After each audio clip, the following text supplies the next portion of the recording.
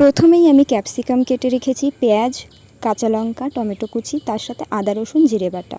এদিকে tomato sauce, cornflour এবং ময়দা। এরপর ছোট ছোট পিস করে কেটে ধুয়ে রাখা মাংসগুলোর মধ্যে দিয়ে নেব সেই আদা রসুন জিরে বাটা, পরিমাণ মতন হলুদ, পরিমাণ মতন লবণ, কর্নফ্লাওয়ার, ময়দা সব কিছু দিয়ে ভালো করে মাখিয়ে এটা রেখে দেব।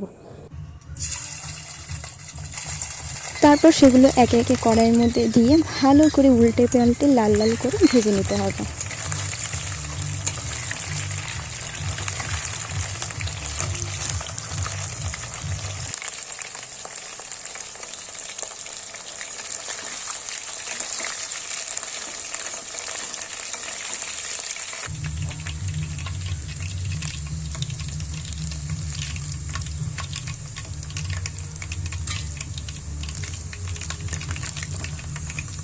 আমার তো এই ভাজা মাংসগুলো খেতে এত ভালো লাগে, মনে হচ্ছে খালি খালি খেয়ে নিই। দেখুন কি নরম হয়েছে।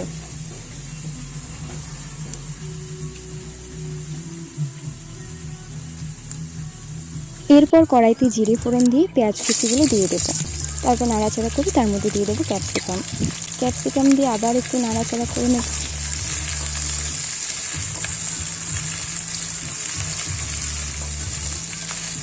তারপর এর মধ্যে দিয়ে দেবো টমেটো কুচি।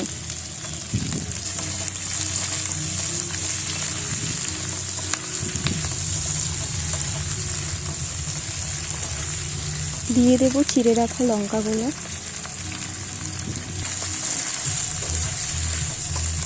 দিয়ে ভালো করে নেড়েচেড়ে ভাজতে থাকুন। যখন এরকম হালকা বাদামি রঙের পেঁয়াজগুলো হয়ে আসবে তখন পরিমাণ মতন হলুদ, লবণ দিয়ে আবার নাড়তে থাকুন।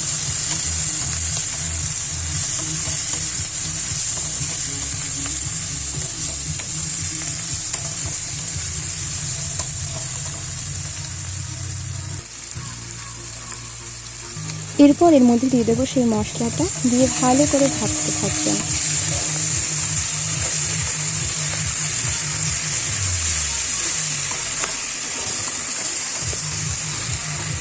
কষানোর জন্য সামান্য পরিমাণে জল দিয়ে দিতে পারেন, যাতে কড়াইতে লেগে না যায়।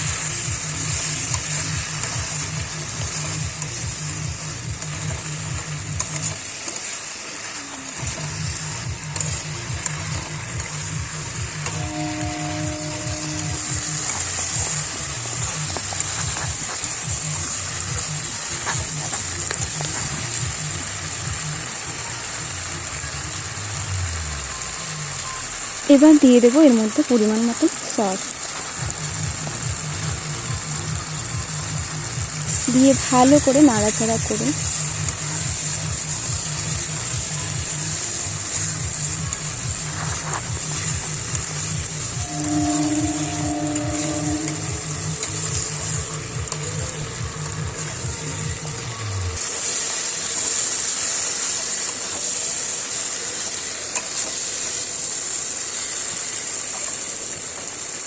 দেখুন এখন এটা ভাজা ভাজা হয়ে এসছে, মানে কষানো হয়ে গেছে। এবার এর মধ্যে দিয়ে দেবো পরিমাণ মতন জল।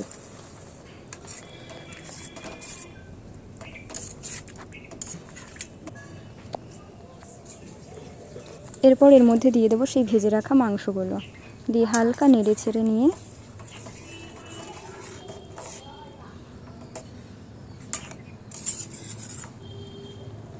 ঢাকা দিয়ে কিছুক্ষণ জাল দেব।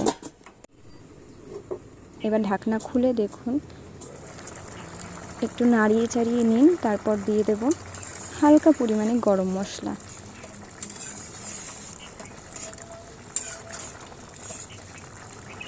ব্যাস, গরম মশলা দিয়ে নাড়িয়ে চাড়িয়ে 2 মিনিট জাল দিন, দিয়ে নামিয়ে ফেলুন। চিলি চিকেন তৈরি। এবার আপনি নামিয়ে ভাত, রুটি, ফ্রাইড রাইস যেটা দিয়ে ইচ্ছা খান। এভাবেই বাড়িতে খুব সহজে, খুব কম তেল মশলা দিয়ে আপনিও বানিয়ে ফেলুন tasty tasty chilli chicken. Tata.